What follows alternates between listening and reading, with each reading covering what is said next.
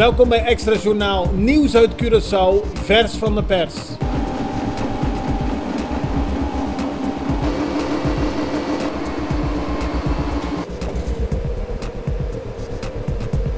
En dit is het nieuws van vandaag. Voormalig president-directeur van de Centrale Bank, Emslie Tromp, is gisteren in hoger beroep integraal vrijgesproken van het opzettelijk onjuist doen van aangifte van de inkomstenbelasting. Eerder kwam het gerecht in eerste aanleg tot dezelfde conclusie. Het Openbaar Ministerie had een taakstraf van 240 uur en een geldboete van 10 miljoen gulden geëist. Gisteren liet Tromp weten dat hij hoopt dat het Openbaar Ministerie het hierbij laat en geen cassatie instelt. Het Howard Johnson Hotel aan het Brionplein in Otrabanda is verkocht. Op een veiling bood de nieuwe eigenaar Akash Soumer 8,7 miljoen gulden. Het is het eerste grote hotel dat hij heeft gekocht, vertelt Soumer. Eerder kocht hij het Tropical Hotel in Rio Canario en die heeft hij verbouwd naar appartementen. Maar het Howard Johnson wil hij zelf gaan uitbaten. Bij de eerste veiling had hij niet geboden. Toen de prijs zakte van 9,5 miljoen naar 8,5 miljoen zag hij zijn kans schoon. Een historische dag, zo noemde minister-president Eugène Ruggenaat gisteren het bezoek van het bestuur van CARICOM.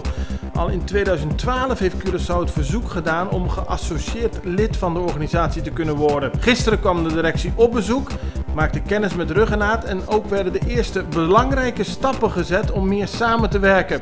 Volgens Ruggenaat is samenwerking met CARICOM belangrijk voor de ontwikkeling van Curaçao. Van het hulpgeld dat Nederland ter beschikking heeft gesteld aan Sint Maarten na de ramp met orkaan Irma is maar een deel gebruikt. Dat heeft de Algemene Rekenkamer laten weten. Volgens de minister-president van Sint Maarten, Leona Marlin Romeo, is het een gevolg van het feit dat de Wereldbank complexe constructies hanteert en ook is er een extreem gebrek aan capaciteit op het eiland. Gevolg is dat van de 550 miljoen euro maar een klein deel is gebruikt en dat er in totaal geen enkel dak is gerepareerd met dat hulpgeld. Leona Marlin Romeo wil wel verder en noemt het daadwerkelijk tot uitvoering brengen van projecten zeer uitdagend, maar noodzakelijk. De situatie met medisch specialisten op Curaçao is scheef gegroeid. Dat heeft minister van Volksgezondheid Suzy Camelia Reumer gezegd. Ze legde uit dat de specialisten die werkzaam zijn in het ziekenhuis veel minder geld kosten dan de privé-specialisten. De minister noemde die verhouding niet correct. Sinds 2009 moeten nieuwe specialisten in het ziekenhuis werken. Ook maakten ze bekend meer medisch specialisten op Curaçao toe te willen. De Nederlandse oud-international voor het Nederlandse vrouwenteam, René Slegers, komt binnenkort een clinic geven. Ze wil voetballers op Curaçao in de leeftijd tussen de 6 en 21 jaar beter begeleiden.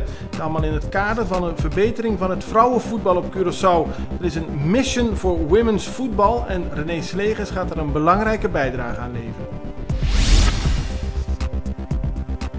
Een 21-jarige Amerikaanse studente van de Erasmus Universiteit in Rotterdam is doodgestoken in haar studentenwoning. De vermoedelijke dader, een 23-jarige Amerikaan, is aangehouden. Hij was met de trein onderweg naar Eindhoven en kon bij aankomst op het station worden gearresteerd. De twee woonden in hetzelfde woonblok en kregen ruzie. Toen de politie aankwam, was de vrouw al overleden. Het volgende item bevat schokkende beelden. Het gaat over de vermoedelijke dader van de terreuraanslag in Straatsburg. Die is doodgeschoten door de politie. Sharif Tjekat, 29 jaar, opende zelf het vuur op 3 politiemensen toen hij op straat werd aangetroffen. Daarop schoot de politie de man dood. Dit was Extra Journaal met nieuws uit Curaçao in het Nederlands, elke doordeweekse dag. Tot de volgende keer.